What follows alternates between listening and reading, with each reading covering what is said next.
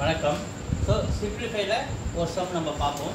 p square minus 10p plus 21. So இந்த 21 நான் factorise பண்ணுறேன். 7 3s are 21. இங்கே மைனஸ் 10 வரணும். அப்போ இதுக்கு மைனஸ், இதுக்கு ஒரு மைனஸ் தான். ஸோ இது இருக்கிறது நம்ம என்ன எழுதலாம்? p minus 7 p minus 3 by இது கீழே இருக்கிற p மைனஸ் 7. ஸோ இந்த மல்டிப்ளை இங்கே p square plus p minus 12. So minus 12 பண்ணுறேன். 4 3s are ரெண்டுத்தையும் மல்டிப்ளை பண்ணால் 12. ஸோ மைனஸ் 3 போடுறேன். ஏன்னா இதுக்கு ப்ளஸ் கொடுக்குறேன். ஏன்னா ப்ளஸ் 4ல் மைனஸ் 3 போச்சுன்னா இந்த சென்டரில் இருக்கிற ஒரு p வரணும். அது மட்டும் இல்லாமல் இது ரெண்டுத்தையும் மல்டிப்ளை பண்ணால் மைனஸ் 4 நமக்கு வந்து போச்சு. ஸோ இது இருக்கிறது நம்ம இதை எழுதிக்கிறோம்.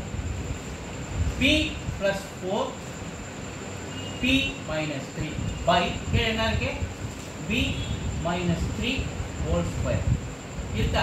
கவனிங்க, இங்கே p மைனஸ் 3 ஒன்று இருக்கா?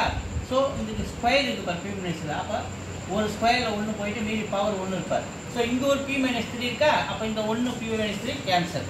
அடுத்தது இங்கே ஒரு p மைனஸ் 7 கீழே, மேலே ஒரு p மைனஸ் 7 கீழே. ஸோ கேன்சல் ஆகிடுச்சு. எல்லாமே இதில் எல்லாமே 1 டைம்ஸ். மீதி மேலே என்ன இருக்கு? p ப்ளஸ் 4 மட்டும்தான் மீதி நமக்கு நிற்கிது. So p plus 4 is the answer.